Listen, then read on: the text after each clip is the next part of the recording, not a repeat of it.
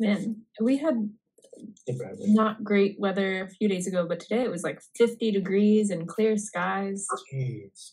It was really nice. I was able to go for a run for the first time in a while.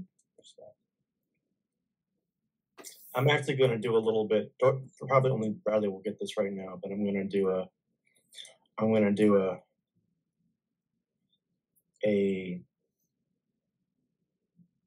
I guess just a Dick Gordon and say if you see me because I'm on a treadmill because I'm experimenting one here. You actually are on a treadmill. Good. Yeah. And not just the publishing treadmill, but yeah. How are you all? Pretty good. Good, yeah. Excited to finish Fuchs? Yeah. Yes. Let's go. Let's start with our updates. I can't. I'll put it up. Yeah, sure. Like this, just in case people want to follow along. So, I'll just share my screen. It's already kind of awkward to get so long here. How is everyone? Any things from this week that we want to mention before we begin? Or nope. Sounds like we've all kind of done our submissions for the workshop. Oh yeah. Yes, I haven't heard anything back yet. I heard back, but it was basically, I think they wanted me to reaffirm which time frame I wanted to be in. Yeah. So I don't know if you are just selected one. Oh yeah, that's what I did. Yeah, that's probably good. I chose a bunch, but I think I'm gonna do like the Thursday one, the Thursday evening, which is like Thursday midday for me. I think that's where I'm gonna be at. Doesn't really matter which one we're at. Just try to go whatever ones I can. Just keep in mind that it was like like GMT time or something. Mm-hmm. Yeah. What day is it? What days are this again? Or mine's Thursday next week. Oh, next week. Okay. It was Wednesday to Friday. So we have to get the slides together here. Yeah. That's gonna be, yeah. Let's not leave that to the last minute though. It can be, yeah. But yeah, I just wanted to, actually, it would be nice if, I don't think it's, you can pre-record them, I guess. I do that often where if you have a very tight time schedule. That, yeah. Yeah. You can pre-record it and then play it during the session. You just open up your player on your computer, you go into Zoom and you share the media, like share the screen with media, and then you can play it. And I found that to be cleaner in a lot of ways than trying to do it in person because they do have these tight time limits. But you can do it any way you want. But I would definitely start working on the slides like today or tomorrow. And try to get those out of the way so that, you're not doing it at the last minute. Although I say that, and I'll probably do it at the last minute, so I don't know. When is for A-Life? Is A-Life is in like the summer, right? Yeah, it's in the summer, and they, spend like a month doing peer review. There's like a round of peer review. Oh, speaking of, I think there was like I don't know if I should mention this someplace, but if you want, I think there's A-Life. I got like an email saying we need some like volunteer reviewers. So yeah, if you could post that somewhere, it might be a good opportunity for people.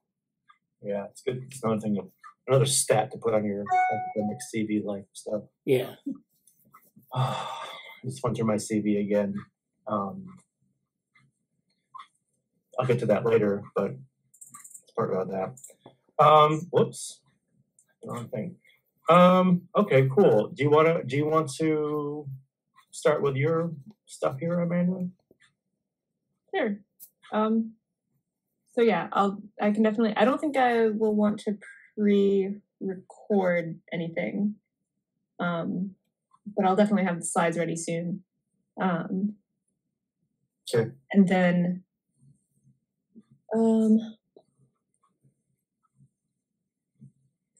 yeah, the reading group for the human use of human beings, that's just something I want to read. And so if other people want to read it with me, great. I wouldn't be starting until like after Easter, maybe at end of April. And then there's one intern that expressed interest. Maybe more will in the meantime. Who was that? Oh, I forget. One of the newer people. It's in. It was posted. Amanda posted intern channel, and it was Manish. Okay.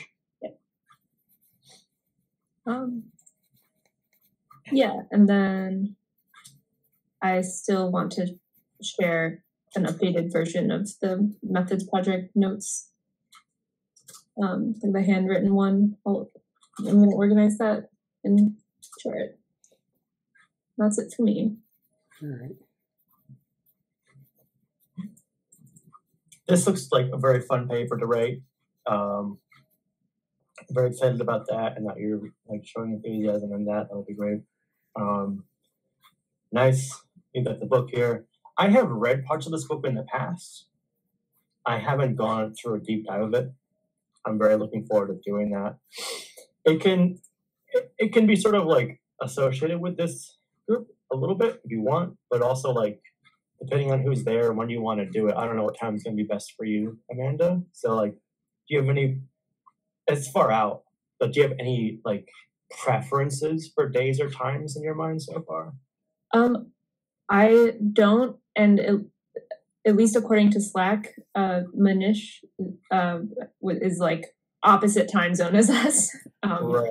So it depends on who's interested. Yeah. Usually people in India, it's best to do like things in the morning, but I don't know if you can do that, or if that's a good time for a journal club, because it's late in the evening for them, even at like say like 10 or 11 in the morning. Yeah, and like my first thought would be like, well, maybe we can like try to make it asynchronous and record it somewhat, but also like it's hard to do that. Yeah, it's hard to do that, and also like if you want to keep it informal, that's fine too. I'm happy to help out with it, but I'll follow your lead as like timing. Just not Tuesday mornings. Yeah. Or probably Saturday mornings. Yeah. It's going to be Saturdays at 10 a.m. Cool. We can talk about it in the yeah, Saturday. I could do that. Yeah. Have a short period set aside for that, or. Well, the thing is too, like, I actually wonder. This is a bit of a tangent, but as I think Bradley knows, Jen Jang, or Jennifer Jang in Slack. Or she goes by Jen. I don't know if she'd be interested in reading this book, but I feel like she'd be interested in discussions around the book to an extent. But it's really a nice. It's a nice blend between like society. It's like a society ethics tech book. Mm-hmm. So we'll see what we can do about that. Okay. Anything you want to say, Bradley, before I do my small updates? No, just it's like spring break for me, so I'm like catching up on things. So it's just, but it's a lot of. GSOC is very stimulating, let's just say, and trying to keep on top of everyone, and and what they're doing, and we talked about. I think we talked about Aiden, taking a position somewhere, and then some of the other interns, we've been kind of tracking where they're going, and then Jesse and I are going to meet tomorrow morning on some administrative stuff. Mm-hmm. So that was, I think, what we talked about on Saturday. And then Friday is this Stochastic Parrots event. So yeah, we're double booked Friday, although not really, because I realize this is all like in Japanese time. Actually got the thing. Oh, that cross labs. The thing about the cross labs thing is it's a live stream. You can watch it anytime you want. I mean, well, I don't know if that's the same as this. Like this, I think this is slightly. I think the workshop itself is slightly different. Yeah. So like it looks really quite cool, but it starts, I think, like in Japanese time, 2:30 p.m. Yeah, and that's so like 2 a.m. I think. Yeah. For me. Yeah. So yeah, I know. I think it's going to be. There's honestly probably a better than 50% chance I'd be up to see the start of it because I'm weird like that sometimes. But right, it's tough with like things in Japan and China. The time is so like it's basically 12 hours. So. But yeah, so I think it probably will be more centered on Stochastic Parrots Friday. Also, I did note these things. Whoops. Here for the time being. I didn't put the first. Oh, there it is. Put it up here. No, it's not going to do it. That's fine. Whatever. Just to kind of quickly review this, we're going to do an abrupt turn towards this, and after this week, it's kind of like we're focusing on this other stuff first, and then this is going to be the big thing. I'm getting to move forward with that, which is good. Still waiting to hear from Cogsci, and yeah, I'll leave it at that for now. Okay. In terms of, I'm just going to quickly show this stuff because it's like,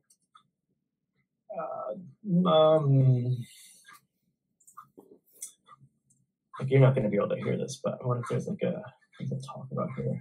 Turn on the closed captions, or no, I'm not gonna even bother with that. Just to kind of see, like, this looks like quite an interesting thing that it's like a fun thing to look at. This is all from Frost's like LinkedIn page. This is kind of interesting to even decipher: interaction, group behavior, public health. Interesting. Body, brain activity, sensation, perception. There's a somewhat new article out that he did. And then there's an HRS. I'm not open to links. I don't know to change my screen and back, but there's a summer school in Europe for like 5 days that I'm really tempted to apply to, but I don't, unless I'm there for some other reasons, I probably won't go to it. There's a really cool, can I easily, I'll put this, actually, I'll do it like this. Sorry. Just to quickly show this for a second. Kind of relevant to what we're doing here. Okay.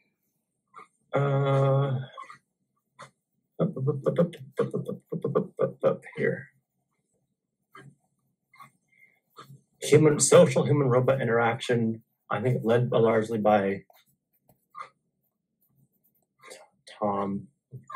I don't know most of these. I don't really know most of these other people. I kind of heard a few of their names. I might know Alessandro, but mostly just. It looks really cool. It looks very, very cool, but it is in Poland. Yeah. In September. So that's actually pretty far. I was kind of hoping if there's a chance I'm in Europe or maybe Australia, maybe like in the summertime, but September's probably not going to happen to me. So that's kind of a bummer. But if anybody wants to go, go for it. Okay, that's basically my generic updates. For the A-Life papers, are those still open to being edited, or those like final copy has been sent in? Well, they've been submitted. I mean, if we get accepted, there will be more. But I think, yeah, they're pretty much finished. The 2-page paper was pretty tough to get everything fit in there. Yeah. So, well, if we get accepted, we'll have more to say about that. Okay. We're going to probably work on I have to come up with some slides for the critical periods, of course, for the EI workshop. So do we know what the length of the did they have on their website like what the length of the presentation is? I want to 10 make sure minutes. we're all in this. 10 minutes? It is Yeah. 10 minutes? It seemed like they were going to create, like they were going to sort the presentations, and then there will be someone to facilitate discussion. Okay. Is it like 10 minutes and 5 per question in 30-minute blocks? Is that how they were doing it, or something like that? Okay. I'll look at your website again. Oh, they have this 10-minute schedule out. I think you're sharing the right screen. Yeah, I'm not gonna share it because it's just I have a really cumbersome setup right now. But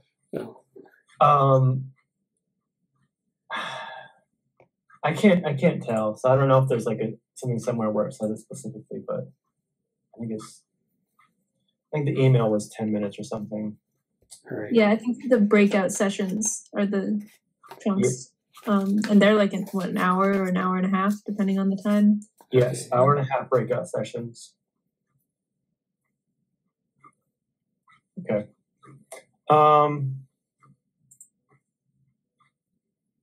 So, anything else about the submissions you want to say before we move on? I think we're set with that.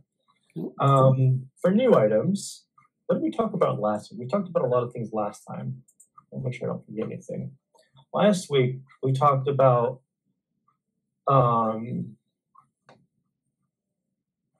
this is your managed reflections on Fuchs and post-Fuchs and post-Fuchs paper-oriented journal club. That makes sense, yes.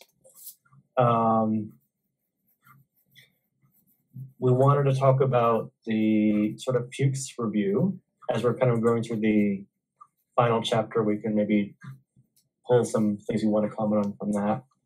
And then sort of the Cognition Futures report itself, which may just be a smaller report or something like that about where we are. I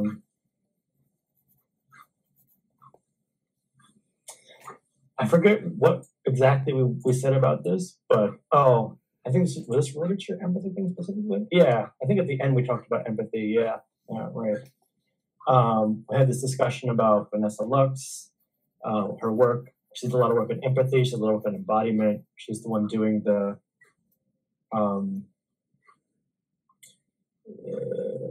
She's doing the developmental. What's in here? But like developmental approach to embodiment. That was sort of her paper that I want to take a deep dive through at some point. Maybe there'll be something in this reading group we do. Okay, and Ghost the Machine Talk, live on YouTube. We talked about the Cognitive Atlas last week. We didn't really get into Fuchs last week. Cool. So that's kind of our recap. Is there anything in terms of project development that we want to talk about or is on our minds? I'm kind of 50-50 about this because I can go in there, but my mind isn't fresh on it necessarily.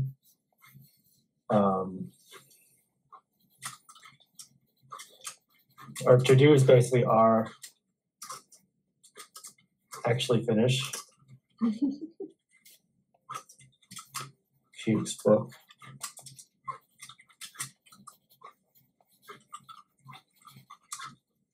I don't like how Notion automatically does this. I have to go here to delete this.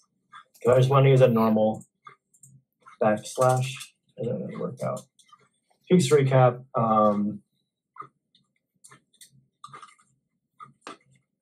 Those are on the agenda. There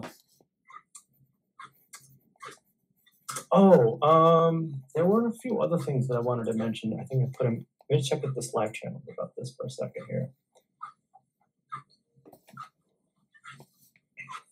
Yeah. All right, I will actually show this one. I'm going to switch over my screen.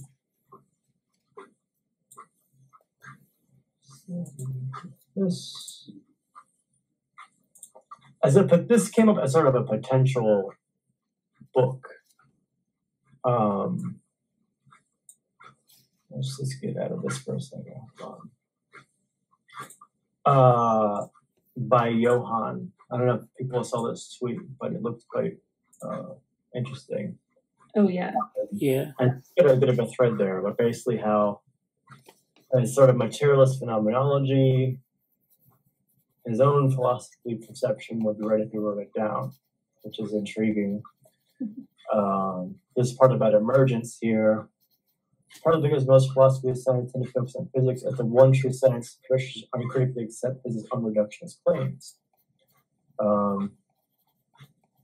I don't really know what to pick out from this right now, but has anyone had any thoughts about this? Ooh. Where is he from? He's from the U of I, actually. He's from the same university I am. And he does a lot of electrical engineering. Well, he does a lot of like information theory stuff and probability theory. So his work is actually pretty mathematical, but he's interested in philosophy and a lot of stuff like that. It's kind of interesting.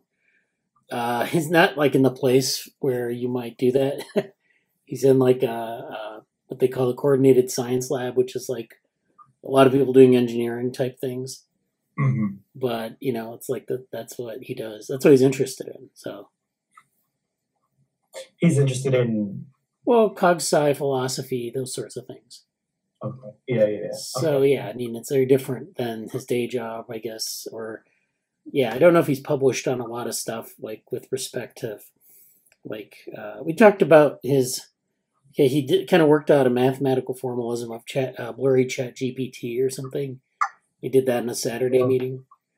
That So, was him. yeah. Right, okay. Cool. So I mean, I don't know.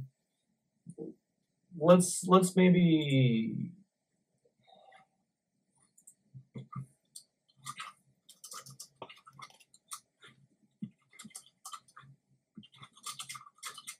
I do like the idea of making the rating club go ahead a little bit more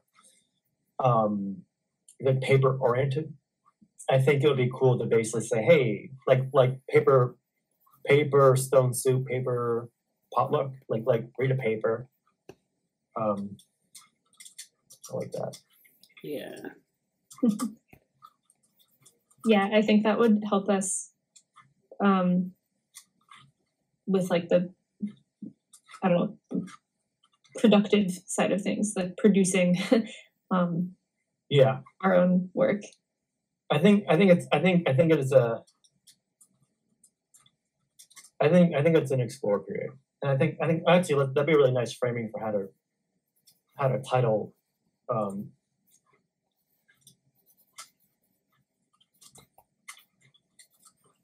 Oh, interesting. I would think it would be the opposite, because now we've explored the space and we have some of our own ideas, and now we would go to whatever papers we encounter with like something in mind and see what we can take from them. Like I also see the other interpretation, but it's funny. I think it could go both ways. Interesting. Yeah. So that oops, sorry. That's sort of a general structure, but other topics are that's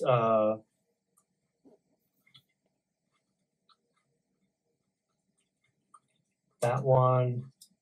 Do we have? I think there's the Brian Cantwell Smith one that Brian recommended. Oh yeah. Mm-hmm. I forget what the book was called. And did we think of anything else? I feel like there might be one, but I feel like I'm forgetting it. Oh, just like classic papers, yeah. But that may kind of be the essay collection. Yeah. But also there's a lot of other stuff that we could bring together on that too. Yeah.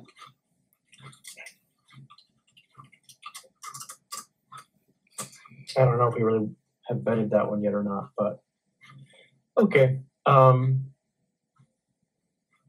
Anything else you want to say? You can mention it. Otherwise, just a quick little bit about that. I don't know if people want to go for a full hour or not ahead tonight. I mostly can. I'm a little bit worn out, but I'm happy to just go through the book we want to start going through Fuchs. Yeah.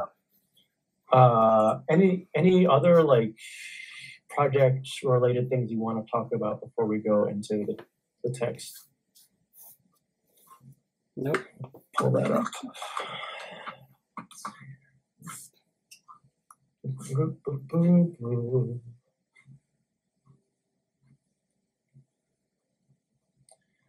Okay, I think we're basically just at the start of the final chapter.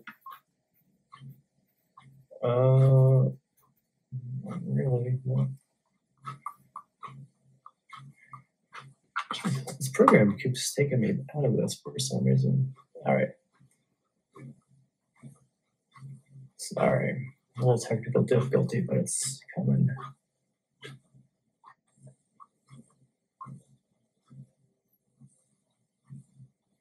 Wow, it keeps rolling me back. All right, okay. Let's share. Is it gonna be the whole screen? Okay, it'll be the whole screen. Cool. So, boom. All right, I think you can see this. Yep. So I don't think we got very far in this if at all. We haven't started it. Any initial impressions on the whole chapter or the start of it here? Because I'm a little bit not sure how much we want to go like big time in depth about this, but we can talk about it here. I thought it was a nice conclusion. I thought he I don't know. So sometimes I read a concluding paragraph or chapter, and it's just like full of new information, like things that were not really mentioned before, and that's like not what conclusions should do. But you still want to like move things forward. You want to like summarize, but then also point to in future directions. And I thought this did a good job of that.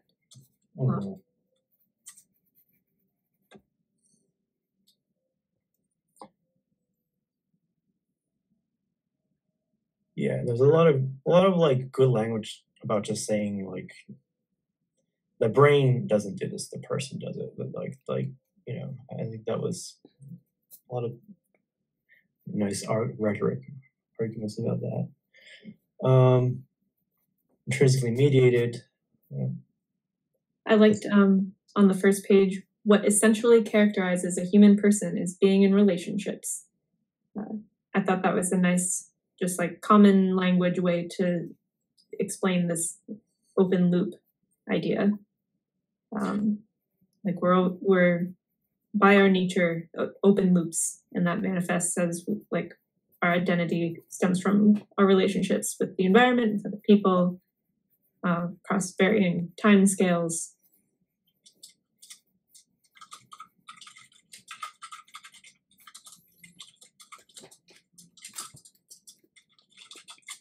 I think that's, yeah. Humans have brains, they are not brains. I feel like there's also I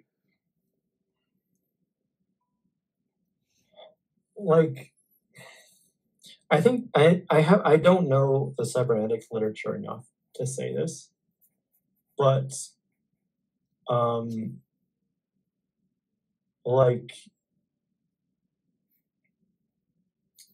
I'm thinking here of the every good regulator theorem, and the every good regulator theorem kind of, it in a certain way, like you could probably argue via the good regulator theorem that, like, I feel like you could use the theorem and sort of the weight of its argument for or against this in different ways. And I wonder if there's something specifically in cybernetics, or second order or third order, but maybe second's most relevant here, to really differentiate that the regulator's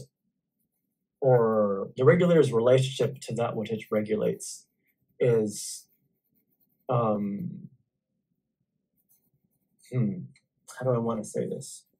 I don't know. I guess simplest terms would be, I think I would like to go, if we go through that essay collection or other classical cybernetics text, I think I would want to really pay attention myself anyway to their language around,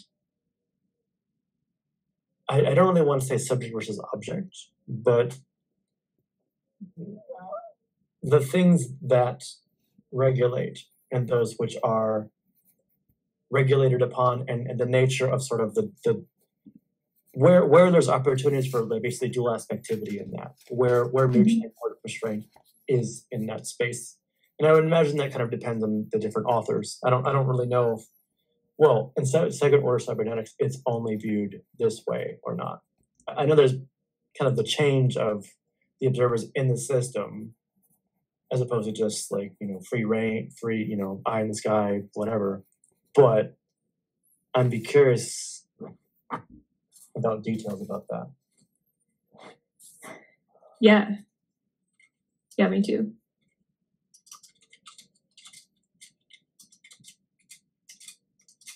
I'm trying to note that. Yeah.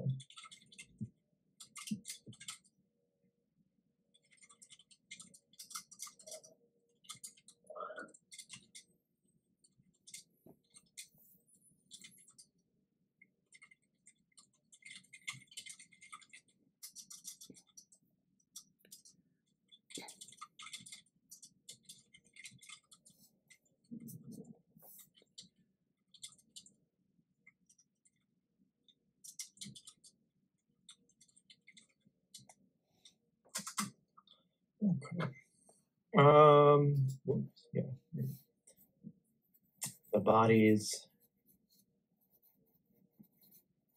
closely aligned with each other, and that correlations, isomorphisms, and structural similarities may certainly be identified among them for their essential, but whenever we want to explain their connection, we reach limits of the aspects.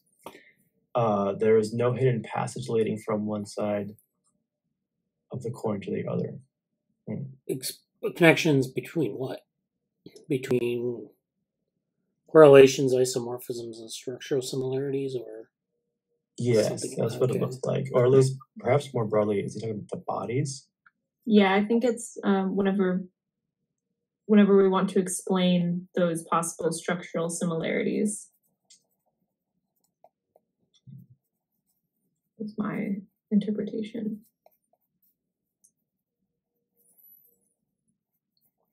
You mean explaining what those are? Like, when I think of that, I immediately think of like a lot of the analysis people do of like brain data, where they like have a set of brain recordings. What do they do with them? Well, they try to correlate things and build networks or other types of, tests where they can see if something is significant or not. They do, isomorphisms, so you're building like mathematical models, topological data, where you have, things look basically similar or they're equivalent. And then structural similarities are where you have, like, say you were to analyze two brains and you look for coactivation across brains, but structurally. So you're looking at different, parts of the brain, like white matter tracts or activity in different areas, but on a broader scale than correlations. So, I mean, that's what I think of. And then it's like, well, how do you, I guess to me that kind of sounds like you're trying to explain what's going on in the brain by using those types of tools. Or, maybe in this case, it's even a little bit broader in that he's talking about behaviors or the connection between brain or behaviors. I mean, the problem I have with some of this language is like people use like isomorphism, for example. People use it all the time for things, and it's not clear exactly what that means in the real world. Like, do they mean what a mathematician means, or do they mean like something like it looks the same? Or and that matters because I don't know what like if it's like things in like if I had data on the brain or if I had data about the world, if maybe your body and the world are isomorphic or what. And it's just I mean I know it's a little rambly, but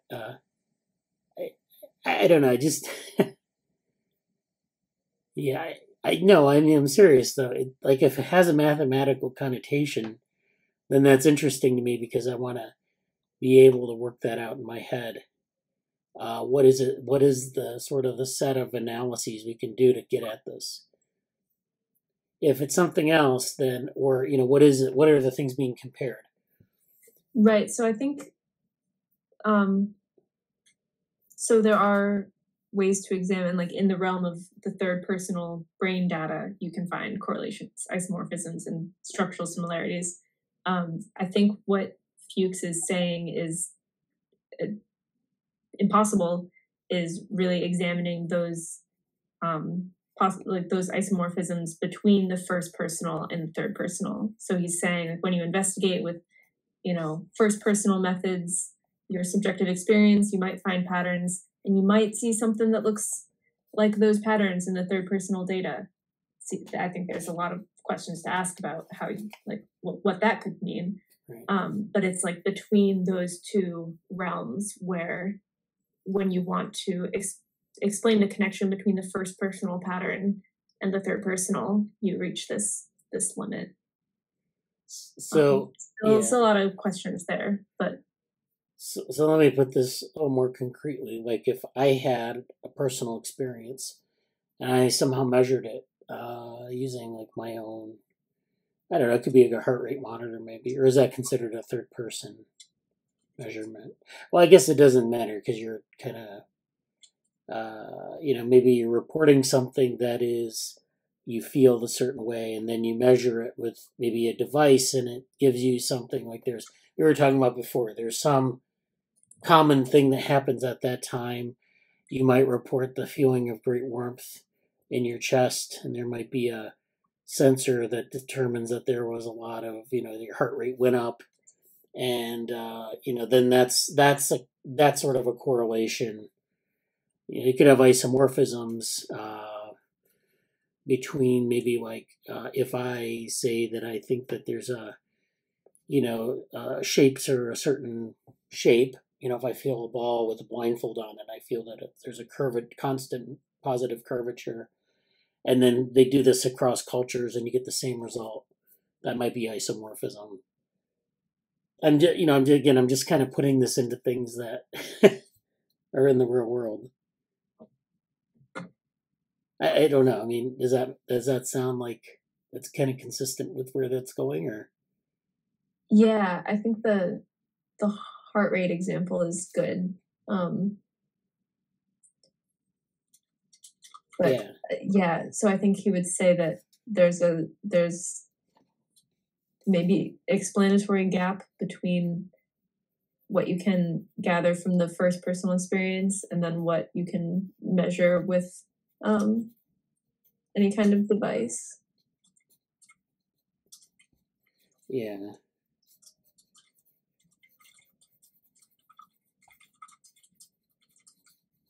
But there can also be overlap, which is kind of how we can verify that it's right. Like there we can still find these.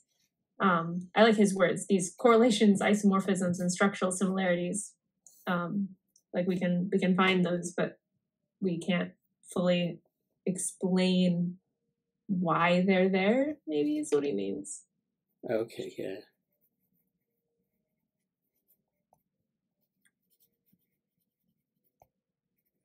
Yeah, then that's a whole different thing. Like, it's kind of like of course, we talked about this a long time ago. There's this issue between like individual differences and like population measures in psychology, where they say something is, an average in this population, and average in that population. And then, of course, there's individual variation, which in experiments people try to minimize. But of course, in the first person, you don't want to minimize it. You actually want to know, like, what people are, what their just unique experiences. And, you can think about this in terms of individual differences. Like, what does that mean to, like, this population measurement? Like, if I had a bunch of first-person experiences here and a bunch of first-person experiences in this other group, and I looked at the mean response and then the standard deviation, how would that differ from just kind of like having a method where you measure like the same third person measurement for everyone and then take the mean and the standard deviation and then say there's a difference? Yeah, I found this paper where they tried to like really dig into the individual differences when making sense of their EEG data. Yeah. I'll link it in the Notion. I don't remember the details, but yeah, they like examined these individual differences in subjective reports and then tried to identify these correlations between what each person, like how each person was describing their experience and the differences between those descriptions and then the differences in the brain dynamics. So this was like trying to do like neurophenomenology like in practice. Yeah. Lutz et al. 2002. Do you want me to share it somewhere else, or do you have the Notion up? Yeah, Jesse has it, I think. Well, do you want to look at the paper now? I mean, we don't have to. I didn't want it to get lost in the void. Yeah. Oh, there it is. Yeah. So this is sure. We're here. There we go. Wait, is it actually sharing now? No. I see Notion and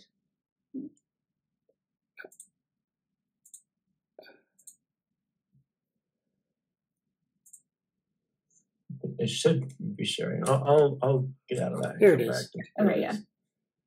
Okay, you can see the paper and stuff? Yeah. All right. Cool.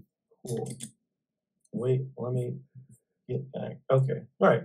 Yeah. Let's. These people also come from there, but I don't know this one. And grow on. Sure. Do you want to? It looks like.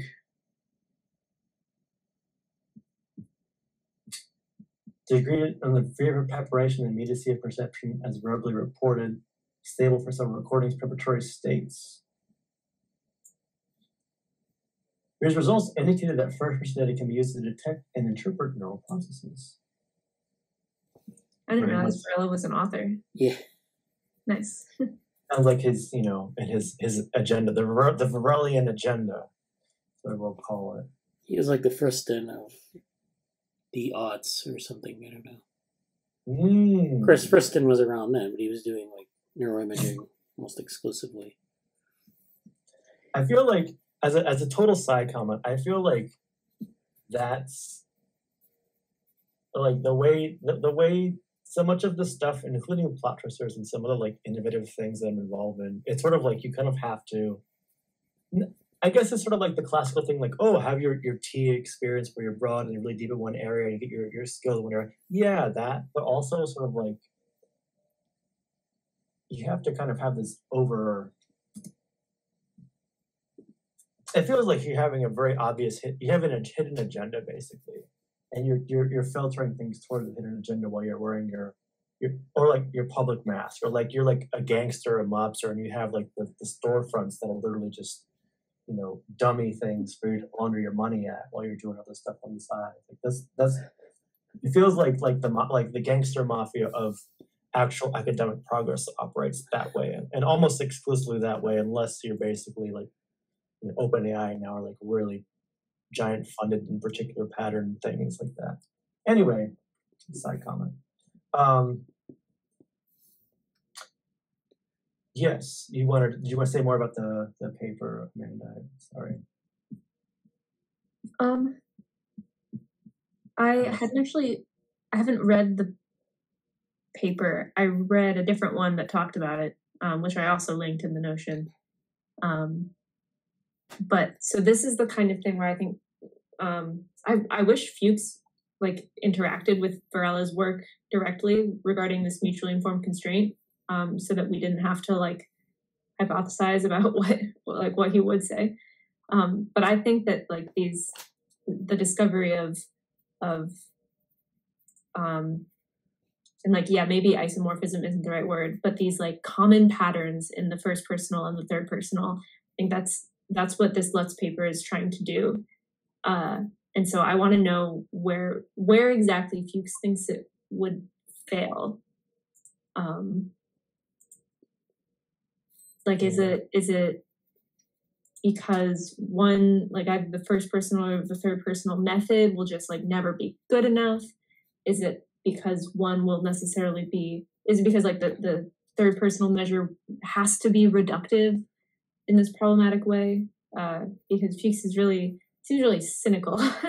But I want to know like where, and that's, I guess we can get, as we get further in the concluding chapter, we can talk about it more, but I want like a positive like recommendation for what science should look like from Fuchs instead of all this stuff about what it shouldn't look like.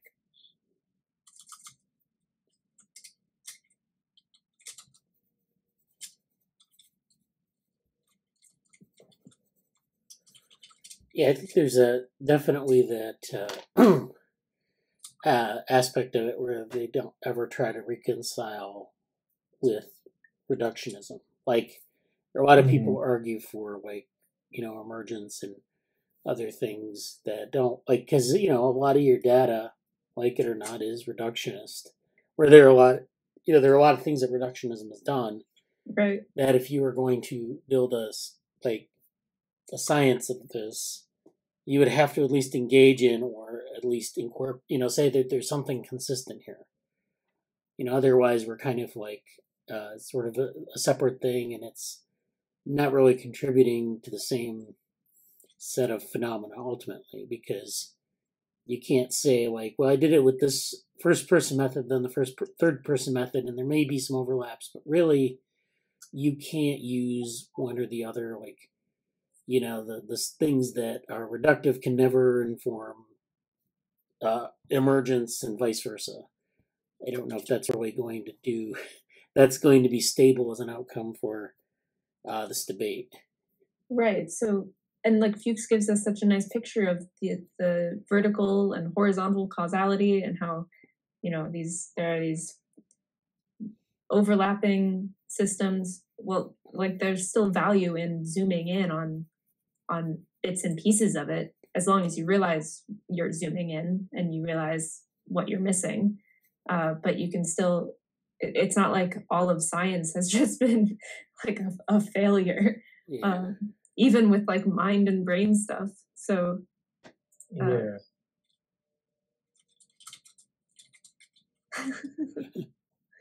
so yeah, there's a place for the zooming in. And I think Varela's work shows how you can use insight from zooming into like a first personal thing to figure out where you need to zoom in the third personal realm, and then you can use those findings to figure out where you need to zoom in more in the first personal. And there's this dialogue, and but it's not just like, oh, because you're not getting the whole picture, you're not getting anything. That's not right. Are you saying that's what you want one of them to be like? Or are you saying that Varela is more that way? I kind of missed the setup to that one. Just that Fuchs is very critical, but I think there are plenty of ways to like scientifically study the mind within his framework. And I want to hear his take on that instead of just the negative picture. because and I'm not even necessarily disagreeing with him. I just think that there's more room in his view for what can neurobiology like actually do for us in light of all the things that he's said.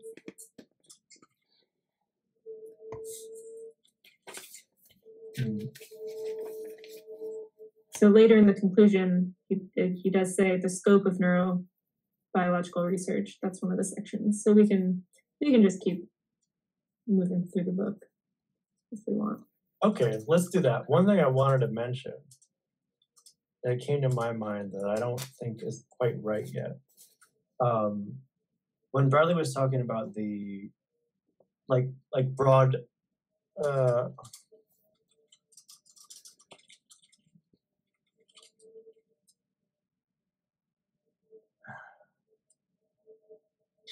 I feel like part of the framing, and I don't even want to take notes on this yet, but these notes are basically bad notes. Like I don't know how to say other than that, but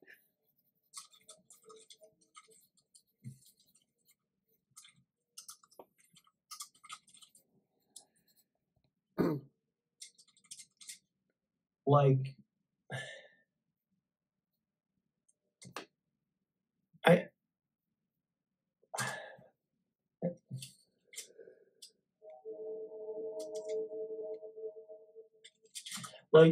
there's a lot of things in my mind about this. Some of them are like the FQXI question, but like how do we do science better, right? Like that's the upcoming essay thing, which is actually here. Did I even put? I don't think we have it down from this yet at all. How could science be different? Yeah. Which April 19. Okay. Is it open now? Yeah, but it's just a submission, so we have time.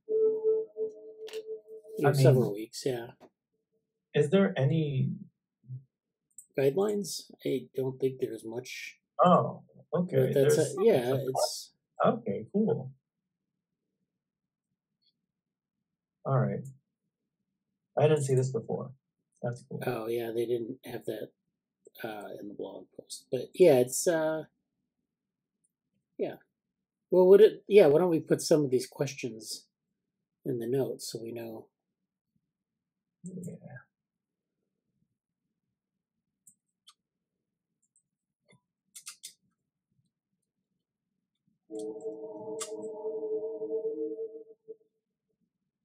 There we go. I don't know if it's really obnoxious for you because it sounds really loud, Amanda, but I love that like distant train sounds for me. Oh, you can hear that? That's funny. I'm a fan of trains like that. I just hear like highway.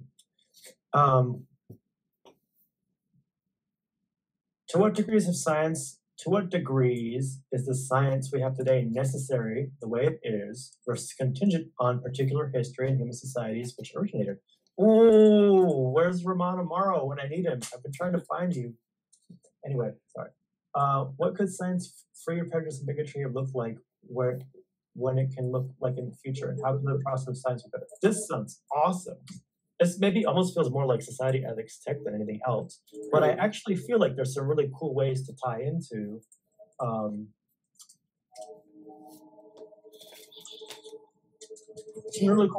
what we're talking about here, particularly in terms of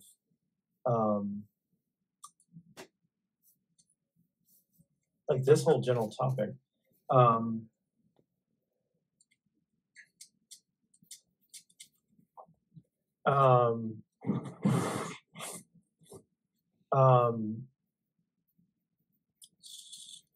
I guess what I was getting at when I was bringing all this up from this perspective was sort of like, I guess I'll just bounce off of this because it's written here, but like, there's quite a lot in terms of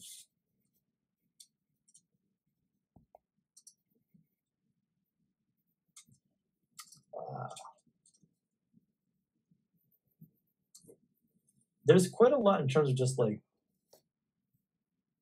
how we talk. I mean, the big ugly question across like all this dimensional complexity and emergence and everything about cognitive science, psychology, and to an extent, not quite the same. Like I think it's a bit of an extra. I think it's a bit of a stretch to mention like pure physics and like quantum mechanics versus more. I don't know if it's more or less than quantum mechanics or like classical mechanics or whatever. But like this sort of tension between like top up and bottom down stuff, or relatively so, and like how do we relate them? And I feel like that's I feel like I'm curious as to what Fuchs does say along the flattened trajectory, and I guess I don't know. I have my own thoughts about this stuff that are still in development. Anything else before we jump back into Fuchs? Oops. Okay. I won't let me do that either. Okay. Oh, there we go. Okay. Eccentric positionality. What is that?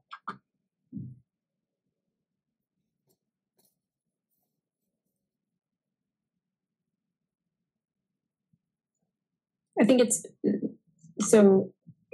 Yeah. I think it's basically dual aspectivity plus like our awareness of that. So like we can experience ourselves as the subject and as the object.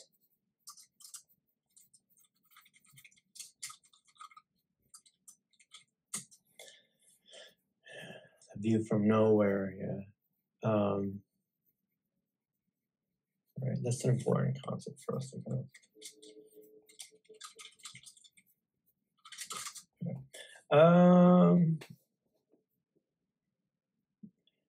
Let's consider this. Despite its fundamentally different dualist ontology, to this extent, Descartes' insight remains the same. Things that pertain to the union of soul and body are known only obscurely by the understanding on its own.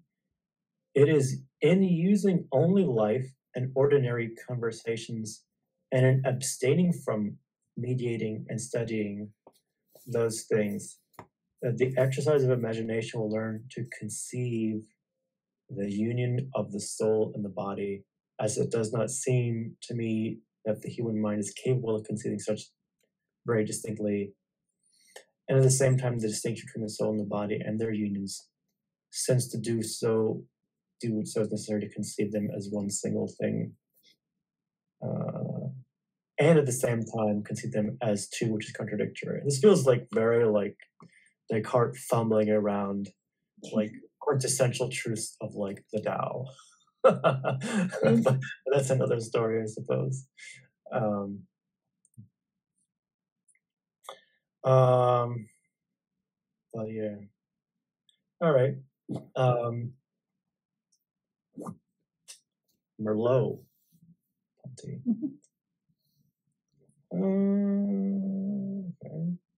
So our ability to take ourselves as the object is limited. There's something we can't get around.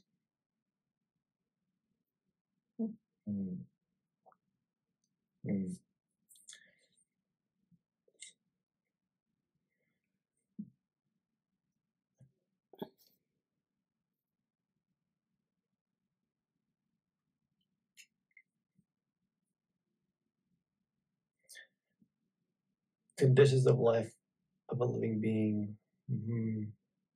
Reenact and comprehend. So although we can't like fully take ourselves to be, we can't like view ourselves as objects, there's still this like participatory kind of knowing that we're capable of. That not a kind of knowledge purified from any subjectivity. The focus is on inner co-involvement or emulating what is perceived. So yeah, kind of like a kind of know-how.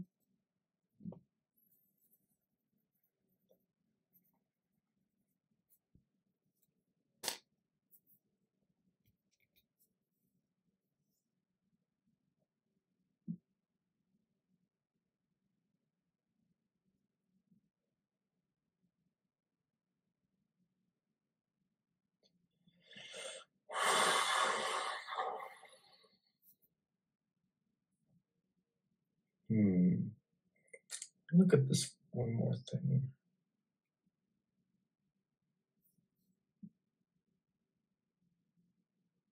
I think there's some, and I'm a little bit biased by plot twisters, which is kind of almost attempting to address this in a very unintentional way, which is like I didn't join plot twisters because we're going to solve how to use a video game and online community to sort out Fuchs and Varela's problems about embodiment and sharing first person experience. That's not why I'm with the group, just to say it like that. But the idea of co-involvement, the idea of even like what Fuchs is like, well, Descartes did sort of get this right about how they have to be intertwined, and only through that, does that come about. And what else was it here? Basically, like thinking about Varela's interviews, which actually someone in plot twisters asked me to kind of go over tomorrow and try to talk about Varela's interviews effectively. But like putting all that together, there's sort of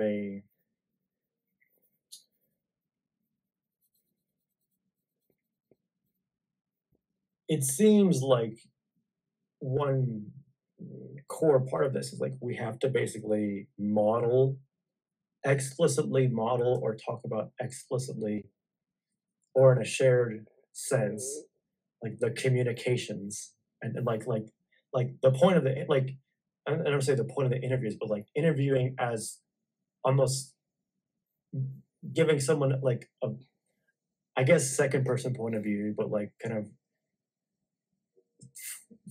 distorted co-pilot's view of what's happening and modeling that and gaining sort of a like assisted interoception of some sort into it.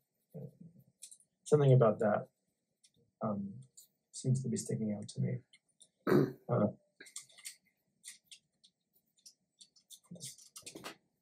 That Oliveira's paper that I linked in the Notion was really interesting. Oh yeah. It evaluates second person methods. It's the one that Brian shared in the Slack a while ago. Did you want to talk about that now? No, just if you're thinking about this stuff for plot twisters, that one seems really relevant for that.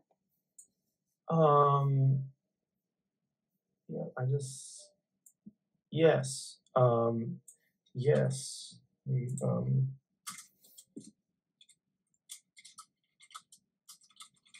Cool. All right. Keep going. How are we feeling? We have like 25 minutes left. Do we want to stop here? Do you want to keep going? What are people up for doing? We keep going, yeah. Yeah, I think we can finish. Okay. Cool. So we're on 282. Anything else you want to talk about here? So I like this short-circuiting metaphor. I thought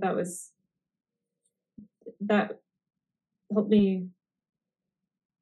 So that helped me figure out like exactly what is going on when, for Fuchs, when a particular method is like reductionistic. I was using the words zooming in and like losing sight of the bigger picture, but I like the short circuit metaphor because it, I don't know, that one just, it clicked better. So does it start that here, or is that up earlier? The first time I see it is 282 at the end of the first. Okay.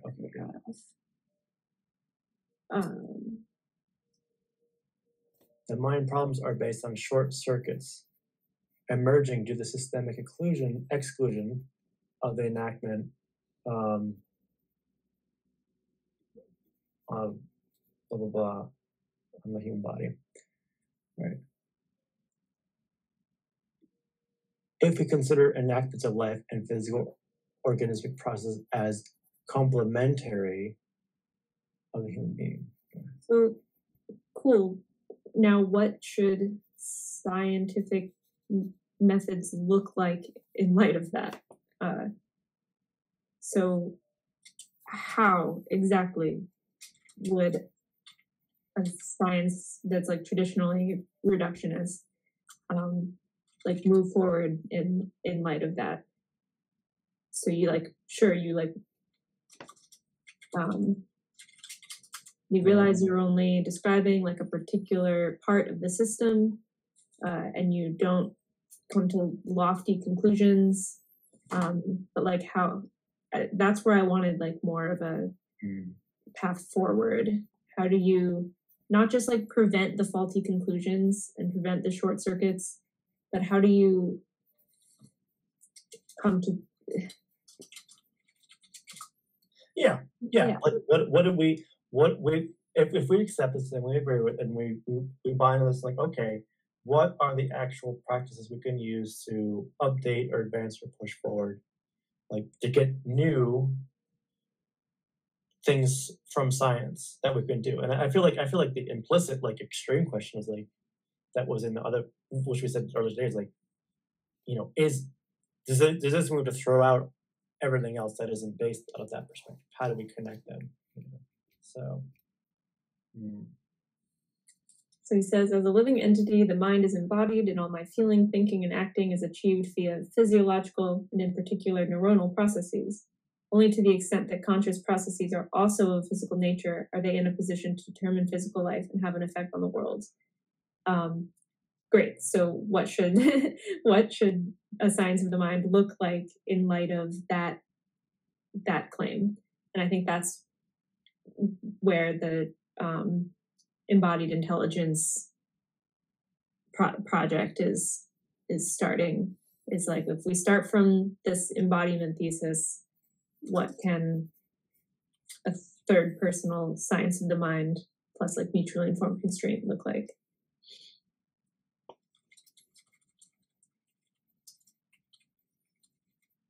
Third person or first person? I guess both.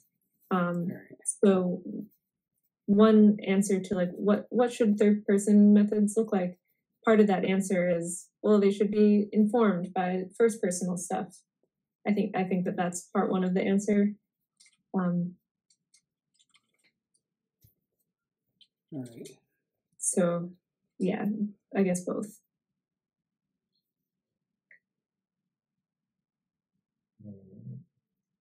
Feelings about this.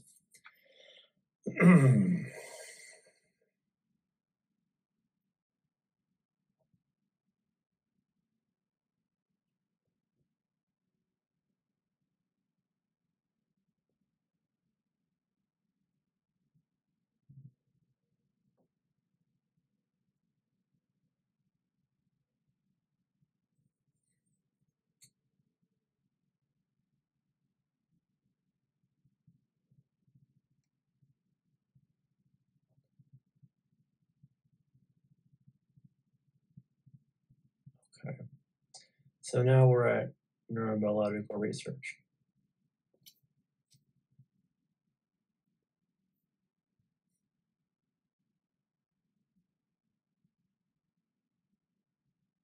Mm-hmm.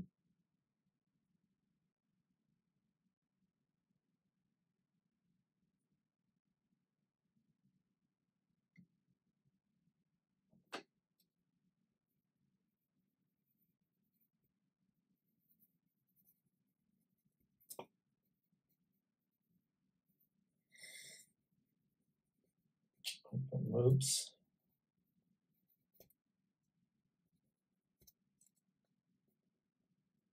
Yeah.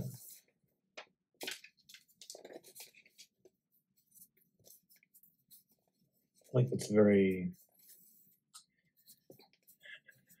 Fuchsian.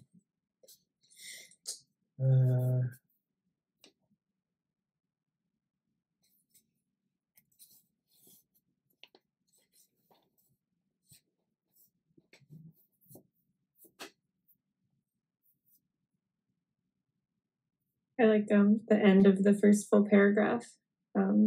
What we require in psychological, pedagogical, and therapeutic contexts are still excellent psychological, phenomenological, and psychodynamic concepts rather than excellent neurobiological descriptions. I like that because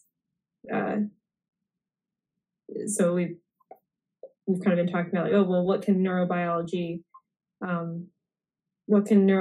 do within the realm of like neurobiology? But then it seems obvious to me that in other contexts that involve like something like therapy, where like you're trying to like help a person make sense of their life in a productive way, that's where it seems obvious that like a reductionistic standpoint is not going to be helpful. I think it's more complicated when you're talking about like science for science's sake, because like Bradley said, like reduction that's like one way of explaining something, and like there can be value in that. But yeah, it seemed obviously right to me that in other contexts where you have like practitioners that are trying to I don't want to say that like this, and this is what I was thinking of after watching that after listening to that Fuchs lecture. That wasn't a lot of very new things, but he did talk about psychiatry specifically a bit. And something about that just seems different to me. And it's not just because it's like pragmatic instead of aimed at truth or something like that. So I still have to work that out. But yeah, I did like that part where it's like what will be useful in those other contexts are the concepts are not concepts that have been reduced to neurobiology, but like the concepts from that realm. Yeah, I was gonna say like if he's drawing a distinction between concepts and descriptions, that's not really reductionism versus non-reductionism. That's just like different ways of like kind of getting at the phenomenon. So like descriptions are like what you do when you don't know enough about a thing to make a concept. Like if I say I need to describe a species of butterfly or all species of butterflies to understand that indeed they're, whether they're like species or subspecies or whatever. So, I mean, it's almost like you have two different levels of explanation, but they're not really reductionist versus non-reductionist. It's just kind of like, there's a term called the post or what was it, stamp collecting phase of a science, when it goes through like, this period where they have to describe everything in the world, and then they can build concepts and mathematical models. So physics famously is not stamp collecting. This is probably a physicist who said this, but and then biology is stamp collecting. That was I can't remember who said that, but that was one of the claims, at least back like 50 years ago, meaning that biology is like describing nature, which it isn't just that, but and then physics is more about like describing laws or maybe concepts or whatever. But the idea is that that's not really reductionism per se. That's just a difference in how, what stage of science you're at with respect to something. And I would argue that in neuroscience or neurobiology, you're probably at that stamp collecting or that descriptive phase more than anything. And just because we don't know enough about what's going on to do anything else. Well,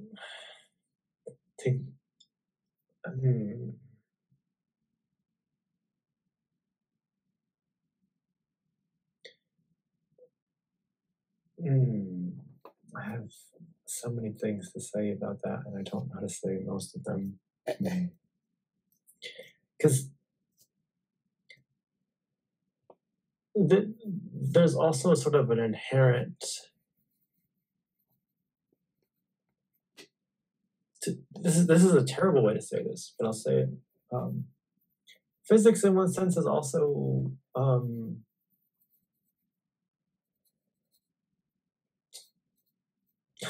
want to use a word like shallow, in that there's certainly mysteries and things we can't tell, but there tend to be at the end of like whoa, sort of a black hole, and like having some very Einstein theories about what that could be, and then eventually now we get data to like back them up more, so we have more powerful technologies that look out, but it's very much looking the subject matter, the content isn't quite the same. And I don't know how to talk about that in the way that I want to talk about Well, yeah, I mean, they're different. Well, I mean, that's at least the claim that, you have these different phases of science. And you can see this with respect to physics. Like if you go back several hundred years, people would describe things. And actually, like in particle physics, a lot of it is describing things and then building a model to predict things. And then, that's pretty much it. There are other parts of physics where it's very theoretical and they're building a lot of concepts beyond like a description. So it's like, it just depends maybe on what you're looking at too. But yeah, I don't know so I mean, it's just worth thinking about that. Is it that concepts are bigger than descriptions, or is it that you have to do descriptions then concepts? Or do you have maybe that doesn't matter? Maybe it's just you can do both at the same time. But keep in mind, if you have concepts without a good description, then you're making concepts up about what? Mm-hmm. Yeah, that's interesting. And I wonder, so he starts talking about relationality, and that's why neurobiological descriptions aren't good enough, is they lack this. We don't have the right kind of relationship with them. But I wonder if neurobiology progresses in the right way, if neurobiological concepts can become the kind of thing that would be useful to talk about, like truly useful to talk about in a therapeutic context.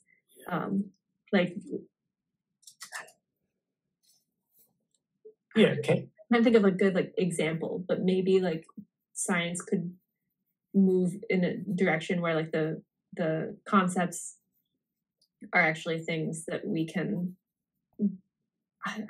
relate to. I don't know a better way to say this. I have an idea, and I don't know if it's what you mean, but I'm bridging a little bit from. I wrote a notion very imprecisely.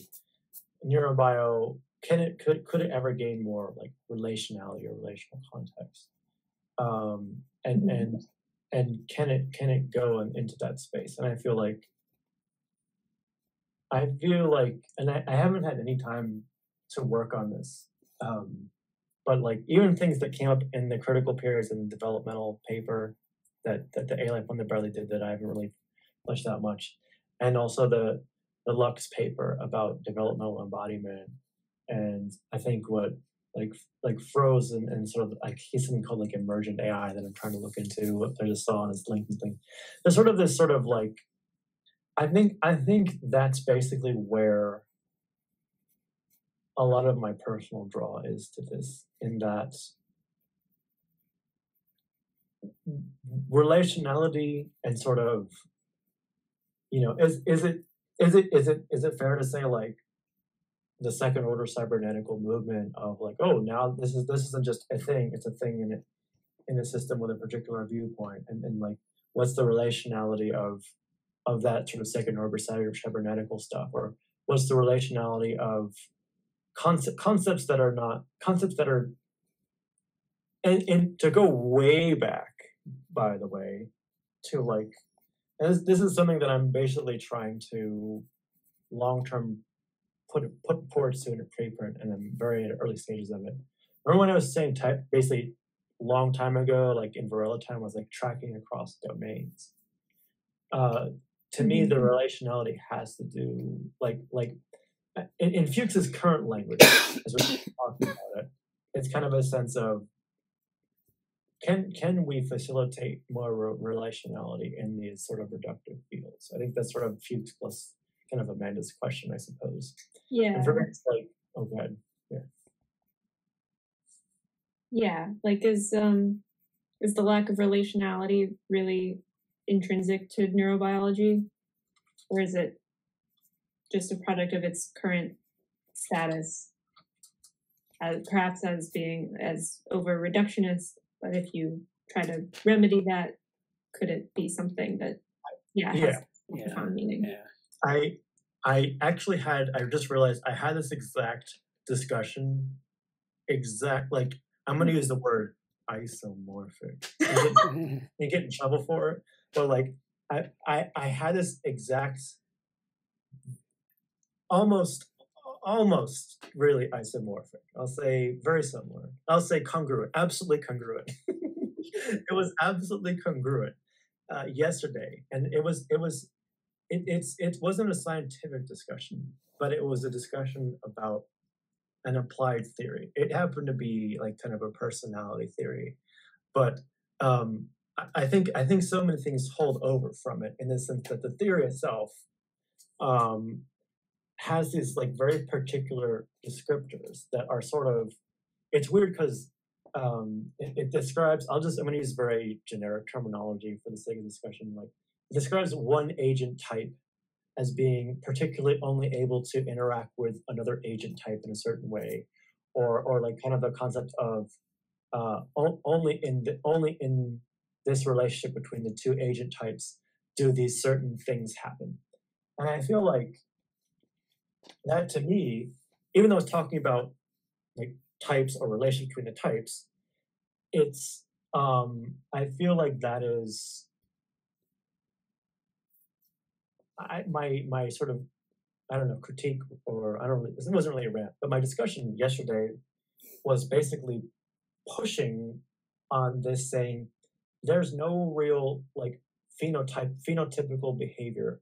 There's no real understanding of, as something happens and this agent is interacting with the environment and other types of people or agents or whatever, there's other ways of things happening that exist. And so if you're using only this framework of, nope, it's only these two types and these things only happen in that context, it's very limited. And so I guess to come out of that and go back to the immediate talking about it here is sort of like, to what extent is, I think a great question, and maybe one we can just a potential, just, you know, co-opting this into the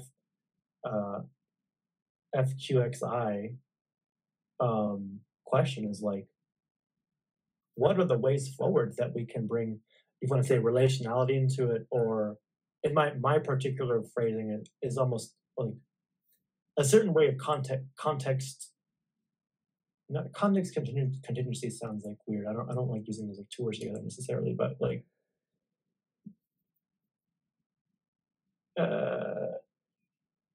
almost like developmentally aware relationality, something like that. I don't know. Anyway, I don't think that was the most coherent, but it's so weird because I had that conversation yesterday about this time, like 24 hours ago, exactly. So we're almost out of time for today. Any final thoughts about this, about relationships, about relationality, about anything on this page, and kind of Fuchs' take on neurobiology at this time? I mean, we've talked about anticipatory biology and like DeVorm, and maybe even in this group or in the Saturday morning group a long time ago. And there's a lot of interesting stuff. I don't remember what that is right now. What was that? I don't entirely remember what that is. Oh, right now. Yeah. So there's a Robert Rosen, who was he was alive in the later part of the 20th century. When he did most of his work, he published this work on relational biology and anticipatory biology, and and then there's also, we talked about Michael Orbeeb, who's also a roboticist, who's done he did a lot of work in the 70s on relational AI, or like artificial intelligence systems and relational systems.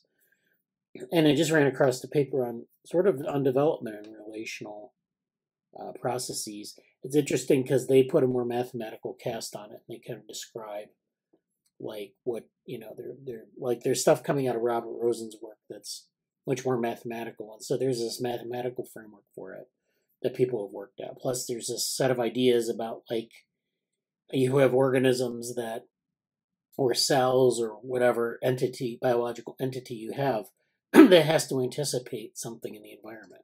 So something has to be, anticipatory. You have to be able to anticipate, say, like, for example, thirst or hunger. To enable to sort of survive, you have to not only be able to survive, better than your competitors, but you have to be able to anticipate things in the environment. So, if starvation is like this sort of stochastic process where one year you might have a lot of food, the next year you might not have none, but you don't know exactly what that is going to be like, you need to be able to anticipate some starvation, the process of maybe building up stores of energy to survive starvation, and so things like that. And so then, it leads to this sort of relational biology where, you can build mathematical models around some of these processes. So I should go over that at some point and kind of collect everything we've talked about on this, because I think it's, a lot of, like I said, a lot of things get lost in these meetings and series that we do, and I think we should bring those together. I might do a blog post on it. In fact, that might be useful. Yeah, I'd go with that. Yeah. I mean, yeah, there's a lot of work. It's pretty obscure because, people have done this work and it's been kind of not, like, I bet you probably have never heard of it, I would imagine. But it's pretty old, it's pretty long-standing. I mean, people, I guess, are still working on it. It's just not at a threshold where you can notice it. It's not as popular as GTP right now. Oh God, no. I had a joke. I might share it during Saturday morning, but about GTP4 and GTP4 other things. But I'll just say that teaser now. I'm not going to say it yet. Okay, very cool. Yeah, I've totally. It looks. I just looked a little bit at Rosen's work, and it's very, very mathematical, very bringing out to it. I'm curious, like, how that bridges with, like, homeostasis, allostasis, and some of Avery's stuff too. And so, okay, we're there. We're at 285. I think there's only, like, that's about it.